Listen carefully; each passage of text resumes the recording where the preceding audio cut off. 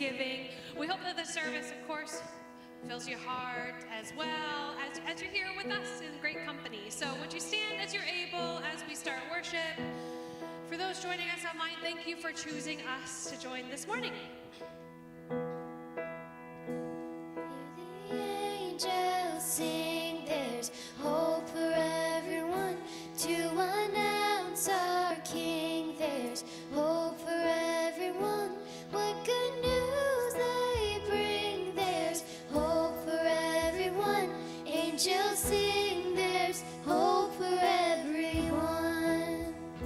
They came from afar, there's hope for everyone. Wise men saw the star, there's hope for everyone. Shepherds heard the choir, there's hope for everyone. From afar, there's hope for everyone. We are waiting on the promise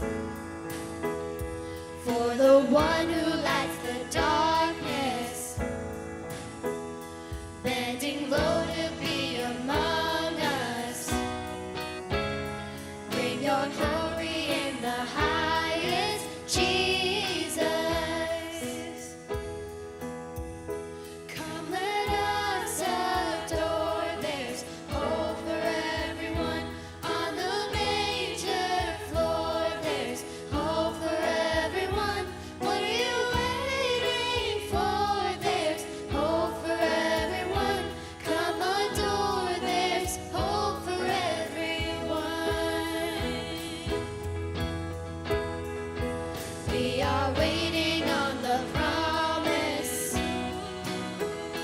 for the one who lights the darkness, bending low to be among us. Bring your glory in the highest, Jesus. Coming on the clouds, there's hope for everyone. Hear the trumpet sound, there's hope for everyone.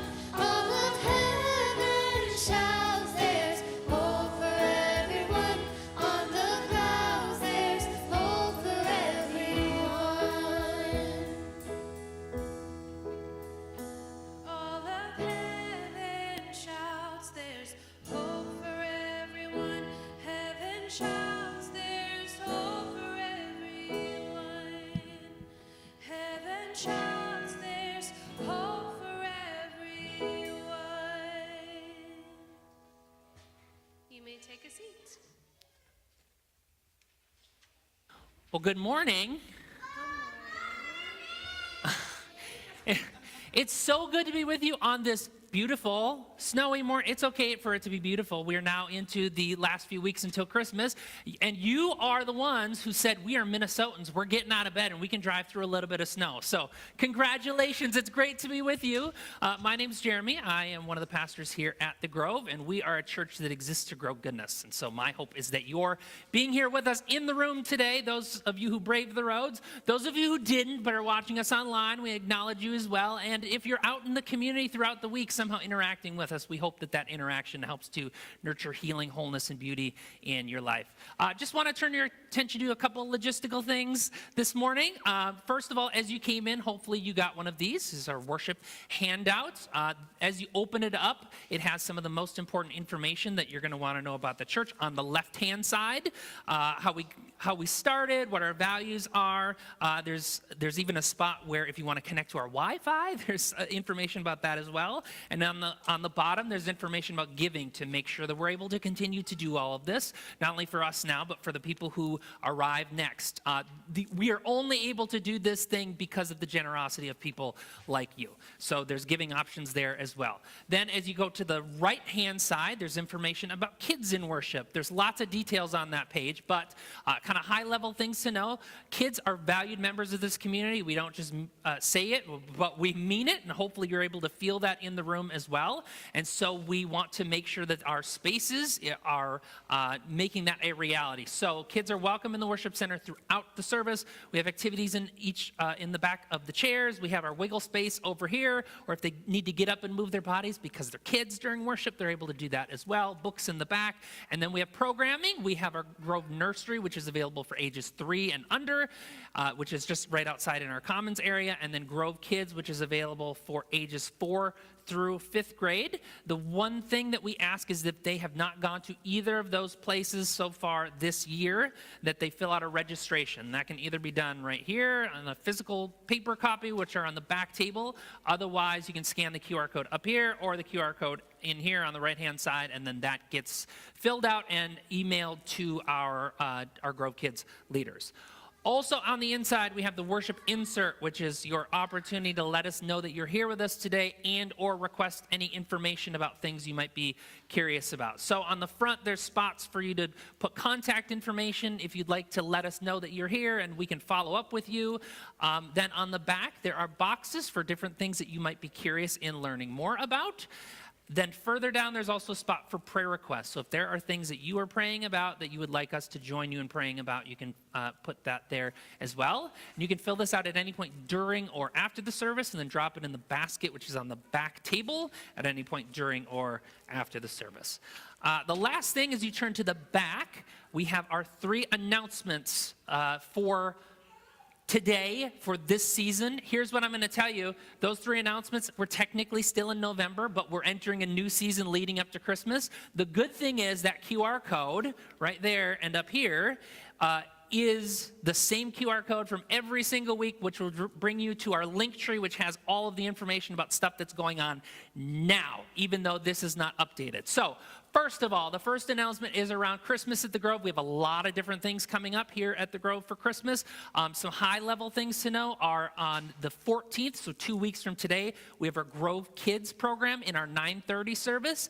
If you have a child that you want to have be a part of the video that we do as a part of that service, there is a link on the link tree for you to sign up for a time to have that video recorded.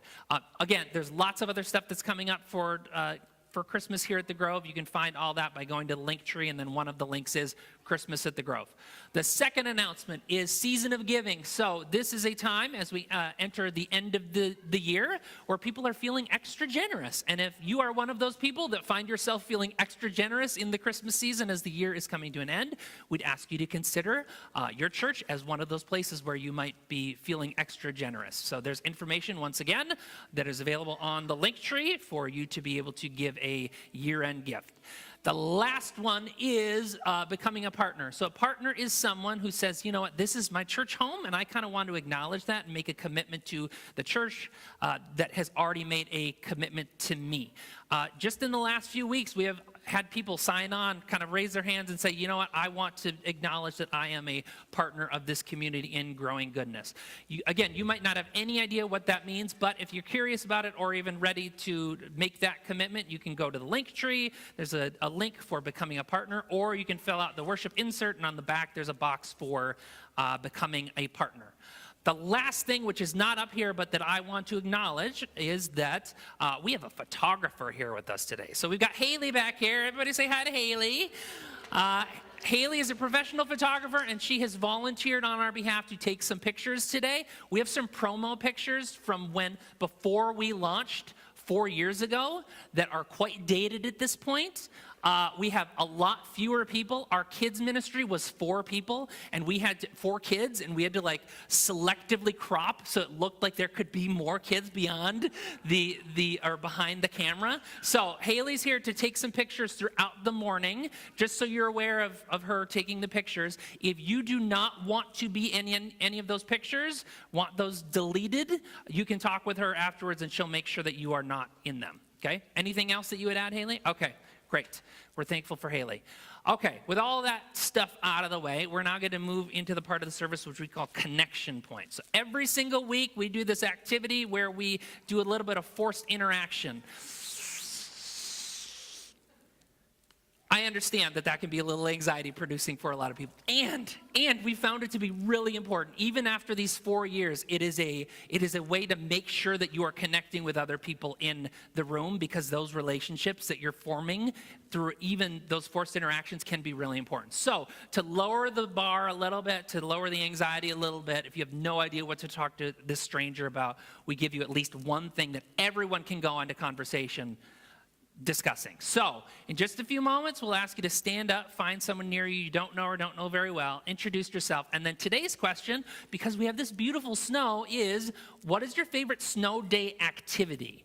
We did not say what is your favorite activity in the snow, because like Nathaniel said earlier, his favorite activity for snowy days is being inside playing video games.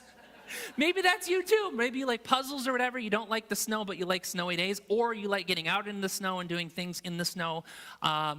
This is the question for today. If you don't like the question, that's fine. You can talk about whatever you'd like, but we at least give you this as a prompt. So why don't you stand up, find someone near you don't know or don't know very well, introduce yourself, discuss snowy day activities, and we'll circle back up in a few minutes.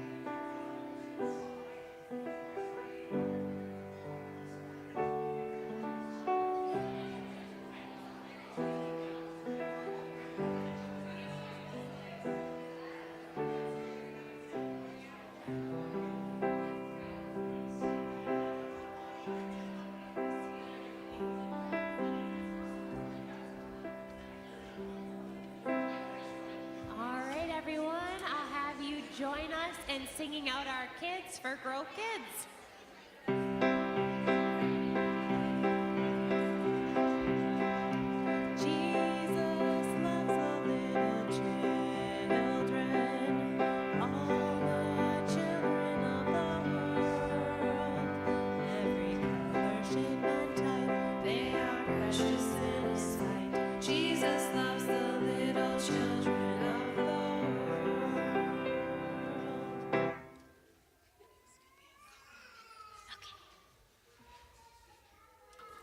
One note that Haley didn't mention, but I'll mention to you, I recognize that there are some new folks in the room. You will not be featured in any photos, okay? We will make sure that you are not featured in any photos. You do not have to go out of your way to talk to our photographer. We will make sure that you are not featured in any photos, okay? Just wanted to acknowledge that before we moved on. Now, we get to move on. So I've mentioned this already a couple times, we are now in this important season within the church calendar called Advent. And for those people who grew up in the church, you might know exactly what Advent is. And I recognize that there are plenty of people who may have heard that word before or know it because there's this calendar that's like a countdown to Christmas, but you don't necessarily know what the Advent season is. So Advent is the season of preparation leading up to Christmas. It is this time of, in some ways, anxiety and anticipation for an arrival of some sort. So the first Advent was this season of arrival and anticipation for Jesus. And now we as the church global, celebrate the season of Advent, not only anticipating Christmas, but what that means for God's arrival among us. So throughout the season leading up to Christmas, we talk about Advent. We kind of raise our anxiety and raise our preparation for this season of Christmas. And then also each week we light an Advent candle, which represents a different theme for the day and an overall theme for the season. And so today we get to proclaim hope as our theme for the day. And for that, we're going to invite the Freds up to lead us in a reading and the lighting of our first candle. Can you welcome the Freds as they come?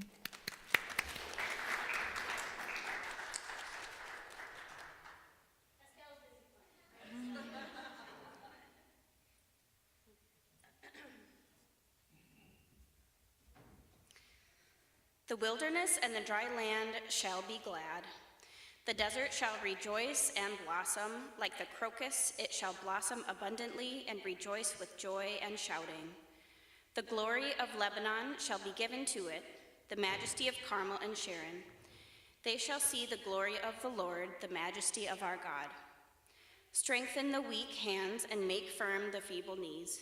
Say to those who are of a fearful heart, be strong, do not fear, here is your God. He will come with vengeance, with terrible recompense. He will come and save you. Let us hold on to hope, especially when it seems like there is none. Remind us that God is the source of that hope.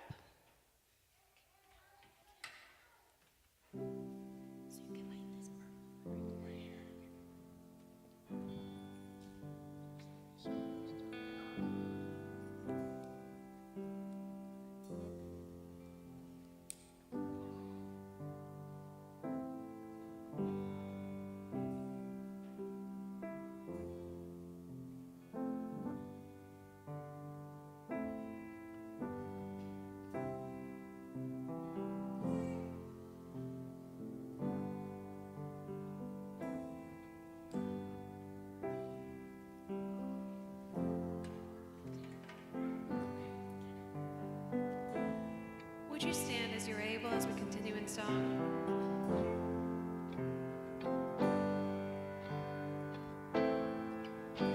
You've come to bring peace, to be love, to be nearer to us.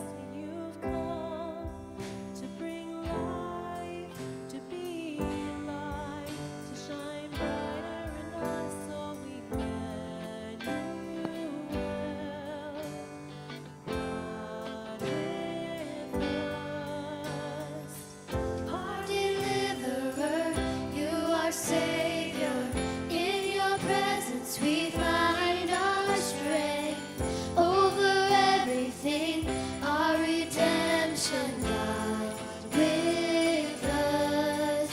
You are God with us.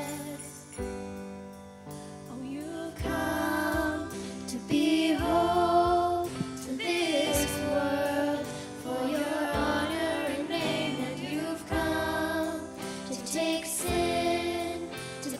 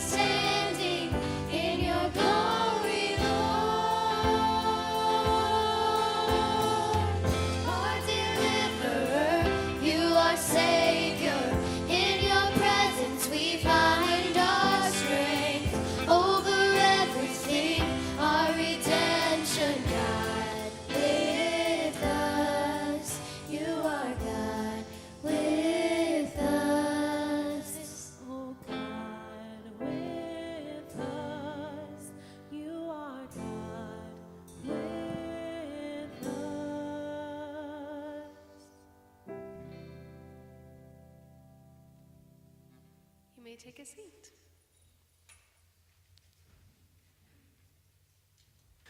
You all sound beautiful today. So, as I mentioned multiple times now, it is the Advent season, and Advent is about preparation and getting ready for the arrival of Jesus. I don't know about you, but in our household, we keep a fairly clean house. But when we know somebody's coming, it's like the prompt to get all of those projects done that we've needed to do for a while. Anybody else like that? And so, Advent every single year is kind of meant as that stake in the ground type of reminder every single year at the end of the year. Oh yeah, maybe we should get things cleaned up a little bit because we want to make space. We want to make space in our lives, in our world, in our communities, even for God to do something new. And so this Advent, we are talking specifically about making room for God and making room for other people. So with that in mind, of course, I wanted to start off today, the first week of Advent, talking about, we're going to check the clicker. Is it going to work? Wicked.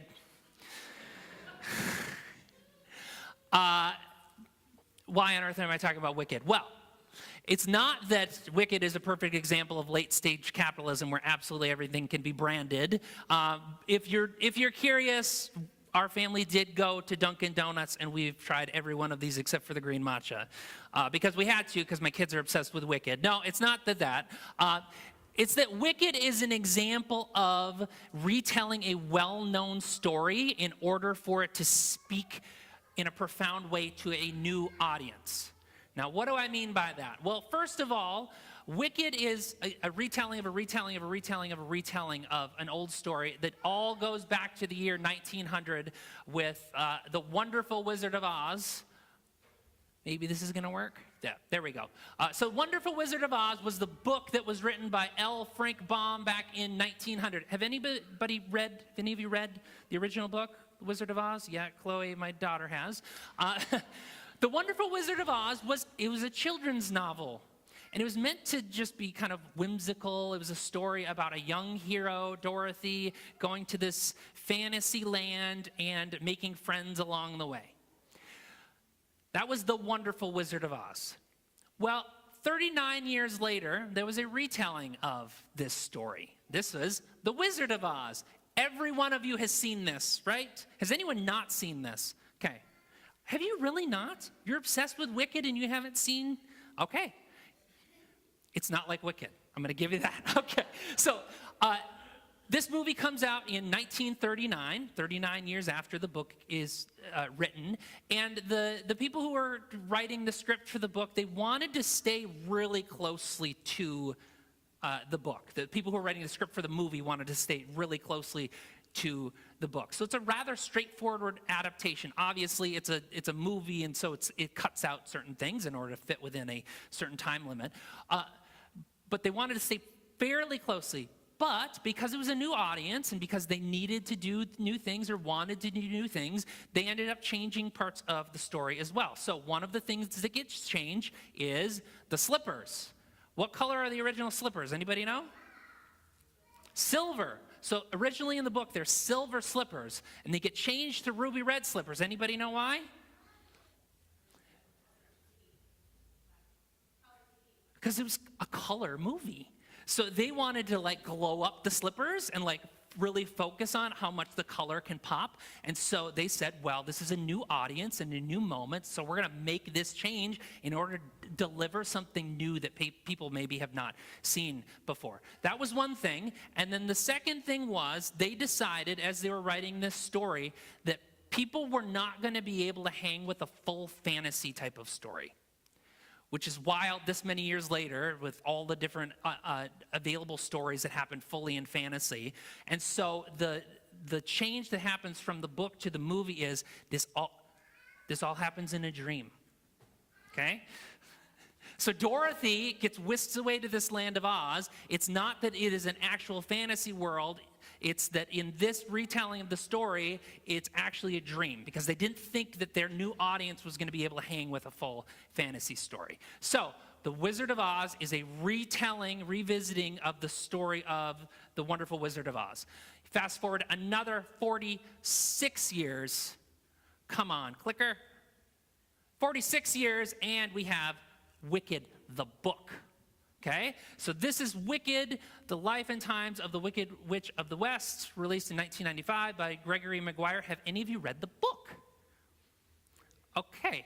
If you've seen The Wizard of Oz, and you have seen the movies Wicked, which we'll get to in just a minute, but have not read the book, it is quite dark.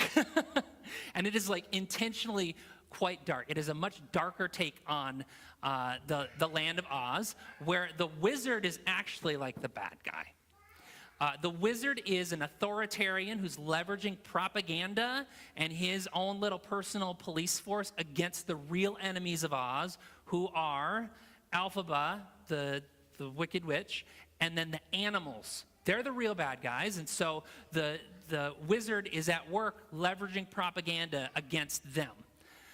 And the reason for the adaptation is really dependent on the time in which it's released. So this is 1995. This is post the first Iraq War. There's other conflicts that are popping up, and this is a time in the United States where we were really focused on talking about those other bad people over there. And so Gregory Maguire, as he's finding himself writing this story in this time, decides to tell a story that is kind of addressing that idea of propaganda, where you can make other people look really bad if you just tell the story and twist the story in a certain way. So once again, a retelling of a retelling of a retelling of a story, which then jumps us forward 8 years later to the musical. How many of you seen the musical, Wicked? So this is a retelling of the story that happens in the book. This is in the midst of another war in Iraq, where there is another opportunity for Oz to speak prophetically. So Wicked the musical is released in 2003, just as the second war in Iraq is unfolding. And Stephen Schwartz, who creates the concept for this musical and the music itself, he took lots of artistic freedom from the book and shaped it in such a way to, again, meet the current needs of the current audience. It's lighter than the book, but it also addresses like this creep of authoritarianism and the bending of the facts in order to meet like the political aims of the people who are manipulating the facts. One more jump forward, we go to the Wicked movies. These are, once again, okay, so they're an adaptation of an adaptation of an adaptation of an adaptation. You following me? So they're a retelling of a retelling of a retelling of this very old story, a story from 124 years earlier.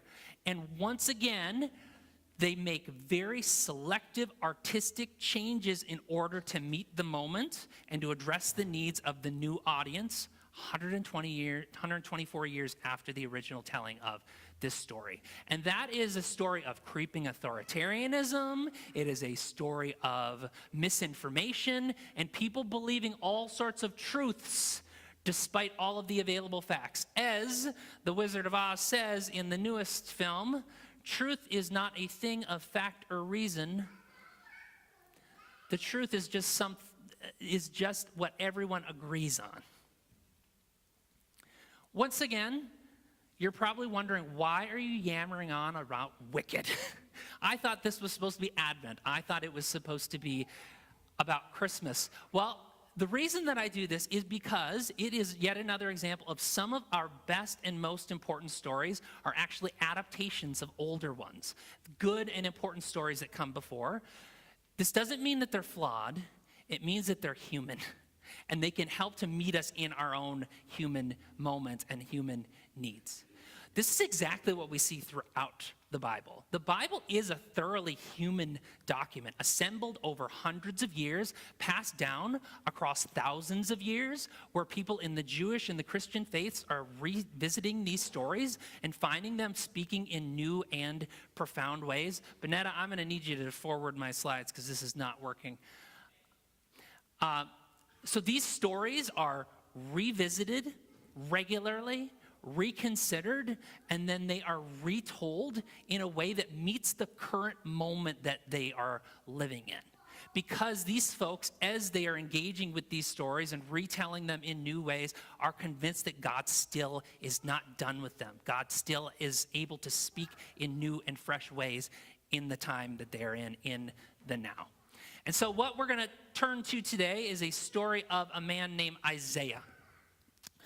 Isaiah is a book in the Hebrew Scriptures. So in our Christian Bible, it's called the Old Testament. And Isaiah was a prophet. Now, prophets in the Bible are not like those who foresee the future and predict things that are going to happen. In the Bible, prophets are public truth tellers. It means they get some sort of message from God that is often pretty uncomfortable to share, and then they go to the people and deliver this unpopular, uncomfortable truth to the people of God. So this is kind of the role that Isaiah plays.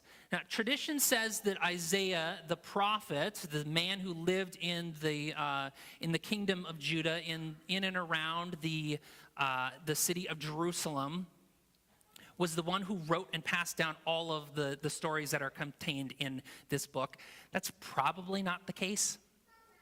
What's more likely is that there was this prophet, there was this public truth teller named Isaiah. He said some really important things, and as his story gets passed down, people start adding to it and attributing them to him. They're remembering these previous stories, remembering this person who existed in history, and saying, in order to meet the needs of our current moment, we're going to give some more words to him in order for it to carry the weight that it deserves. Does that sound familiar at all? So that's kind of the role that Isaiah plays and the book of Isaiah plays.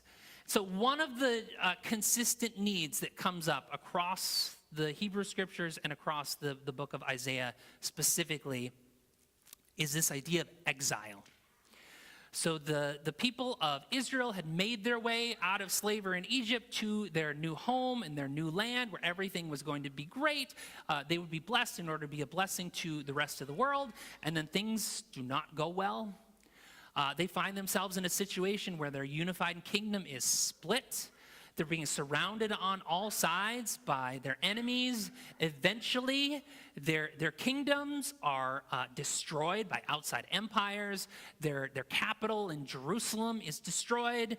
The wall that surrounds it, that was supposed to be this wall of protection, is torn down. And even their temple, which is supposed to be the place where God lives, is destroyed as well.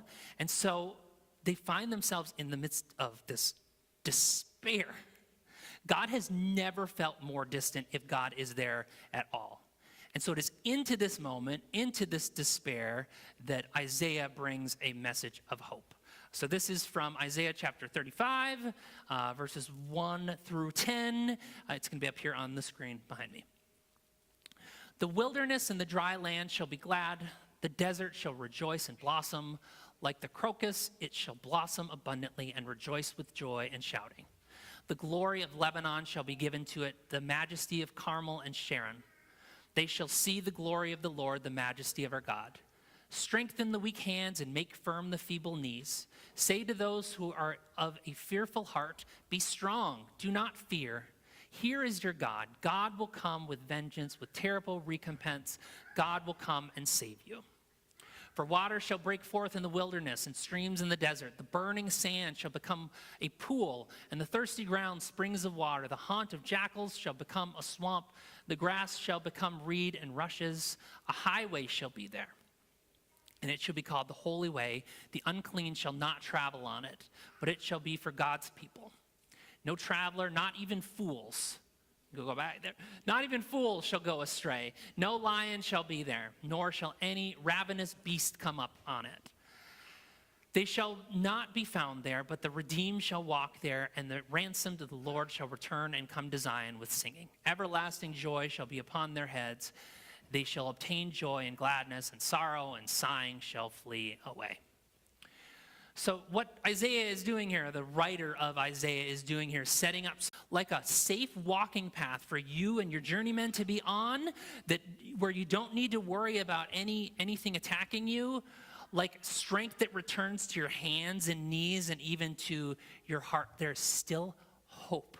There's still something out there because there is still a good and gracious God that is worth believing in. This is an important reminder. This is an important reminder for the people living at the time of Isaiah who are going through this exile actively. It's going to be an important reminder for those reading these words hundreds of years later as it is passed down, as people return from the exile to their land and are still not in charge because there's still outside empires that are controlling them and telling them what to do. And this is still an important word as we move forward even into the first century in Jerusalem and the surrounding areas, when they're continuing to live under the rule of the Roman Empire and still looking around and saying, God has not finished the thing that God said was going to happen. And it is within this that suddenly this Jesus character comes on the scene. And Jesus starts saying all of these amazing things and doing all of these amazing things and talks about God's dream for the world coming through and talks about the grace of God, which is available to everyone in somewhat new and fresh ways, and yet also in ways that echo something that has come before. And so there are these people who look at what Jesus is doing and listen to what he's saying, and it's almost as if they have this feeling bubbling up within them. That's hard to describe. It's a thrill even that they can't fully put words to. But fortunately, someone hundreds of years later put words to a very similar situation. So these early Jesus followers, in trying to describe what Jesus was up to and what God was up to in this Jesus person, revisit, reconsider, and retell the words of Isaiah as if it was meant for them. Was Isaiah writing about Jesus hundreds of years earlier? No. Isaiah was not writing about Jesus. And actually kind of was. At the very same time, they were able to revisit, reconsider, and retell these stories, saying that exact same experience that Isaiah was talking about, where God is not yet done, where there is yet hope in the despair, is also being experienced in and through this Jesus. Is it a way to convey something that is new and profound while using some shared storytelling from before? Here we are, 2,000 years later and half a world away. And I want to tell you with no qualms whatsoever, the words of Isaiah and the words of Jesus, the stories of Jesus, aren't about us. Sorry, folks. They're not about us. But that doesn't mean that they're also not for us. I'm also 100% that they are for us, even if they weren't originally about us. We have different types of feelings of desolation and isolation and debilitation. We are not, at least currently, living under the threat of an outside foreign empire that's telling us what to do and how to live, and like quashing every ability that we have to live freely. But that doesn't mean that we don't have different desolation, isolation, and debilitation that is every bit as valid. Have any of you ever heard of the polycrisis? I'm going to describe it to you, and even if you don't have the words for it or have heard of the polycrisis before, you might feel it. One thing that Isaiah was not living through and that Jesus was not living through is a globalized world where we're more connected to one another than ever, which sounds great, but all problems are more connected to one another than ever. And often these problems are not isolated. They're like feeding into one another and making all of the other ones worse. So rather than they're just mass migration crisis, which leads to a crisis of xenophobia and fear of foreigners, which then people look for authoritarians to kind of like tamp it all down, which then can like feed into armed conflict. And then we have the tech upheaval and misinformation and how that feeds into the understanding or lack of understanding of all of these things. And again, they're like all churning each other up. They're not separate crises. They're all contributing to each other and making all of them worse, where it feels like things are spinning out of control. Anybody feel that as I describe it? So there's these big polycrises, a big polycrisis that's kind of overwhelming all of us globally. And then there's all the little ones that aren't as big, but they can feel just as big in our everyday lives, the personal and interpersonal crises. Talking a lot these days about affordability. Things are expensive. Life is expensive, and just to get by is increasingly expensive when there are a lot of people who have to decide whether they're going to feed their family or take care of these other needs, because costs are through the roof. There's a lot of people, even and especially in our country, who are worried about their rights in ways that they've never had to worry about before, simply because of the color of their skin or because of their identity. They're worried for the first time in a long time, if ever, about whether they're going to be able to maintain the rights that they had been promised. And then there is this general lack of meaning and meaningful connection. We're more connected to people than ever, but the depth of our connection is maybe shallower than ever. And so there are people who are just kind of floating through the world saying, who do I know? Who knows me? And what meaning does my life have? Those aren't the same problems as Isaiah and Jesus, but they are problems as well.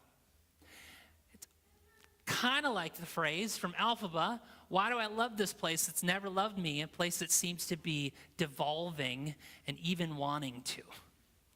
Anybody feeling that these days?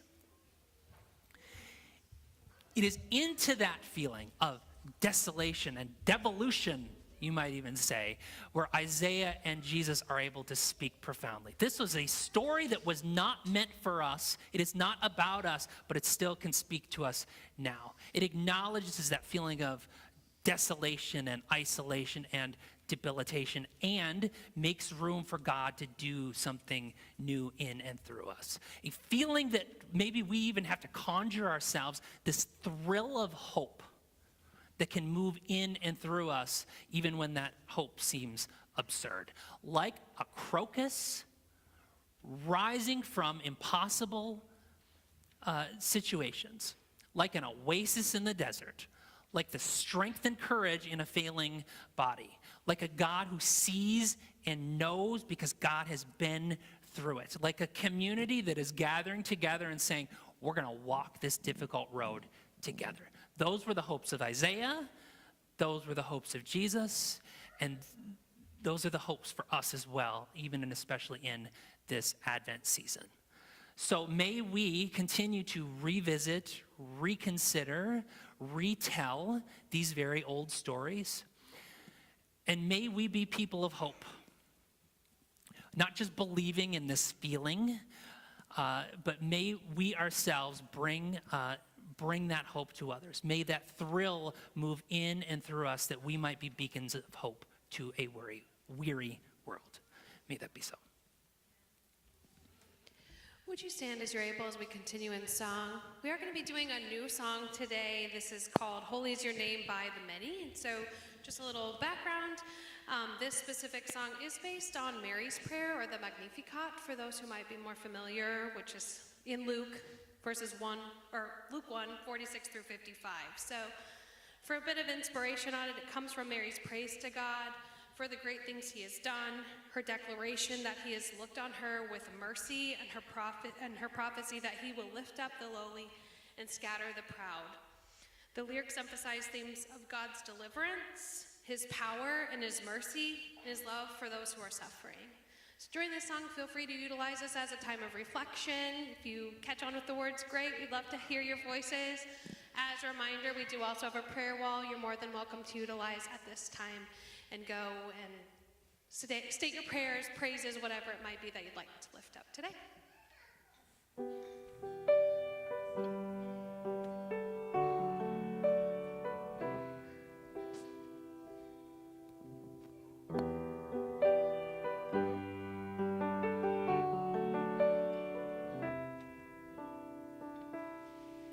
You have seen me in my sorrow. You have heard me in my pain. You have known me in my suffering. You have loved me in my shame. And I sing, holy, holy, holy is your name. And I say, glory, glory,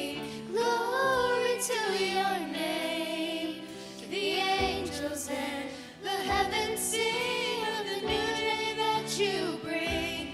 They say glory, glory, glory to your name. You have held me in my questions. You have heard me when I pray. You have looked on me with favor. You have never looked away. And I sing, Holy, holy, holy is your name. And I say glory, glory, glory to your name. The angels and the heavens sing of the new day that you bring. They say glory, glory, glory to your name. the proud will fall, and the poor will see that all hope's not lost, and grace flows free. The proud Proud will fall, and the poor will see that all hope's not lost, and grace flows free. The proud will fall, and the poor will see that all hope's not lost, and grace flows free. And I sing, holy, holy, holy is your name. And I say glory, glory, glory to your name. The angels and the heavens sing of the new day that you bring. They say glory, glory, glory to your name. And they say glory, glory, glory to your name. We say glory, glory, glory to your name.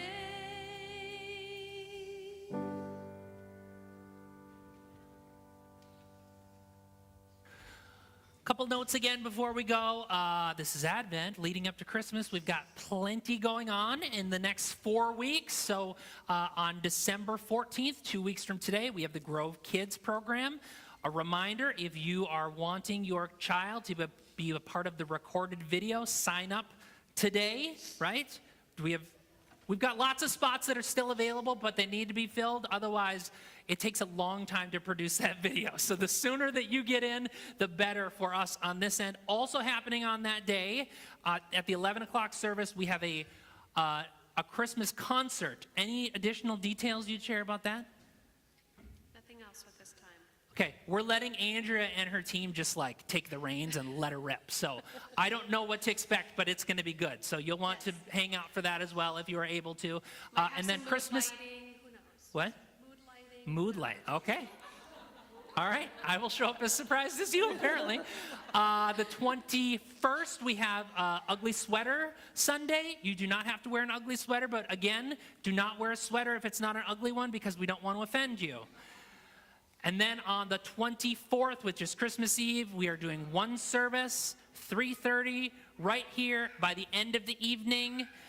It's dark enough in here for us to be able to do candle lighting, and we're going to just have the one service. We're going to pack in here to be able to celebrate, and then move on with the rest of our Christmas Eve celebration. So that's among the things that are happening for Christmas. Again, if you want to take action on any of those or be reminded of them, you can go to the QR code on there to our link tree and then get all of that information. It was so good to be with you this morning. There's plenty of other things that you could be doing on a snowy Sunday morning like this, and yet you chose to be here, navigate these tricky roads. And so I want to acknowledge your commitments to this church and to one another simply by being present. With that, I will have you're already standing, so I'll have you extend your hands to receive this blessing. As we go, may we be people of hope, not just that feeling, but that thrill. May it move in and through us that God might do something new in and through us. May that be so. Amen.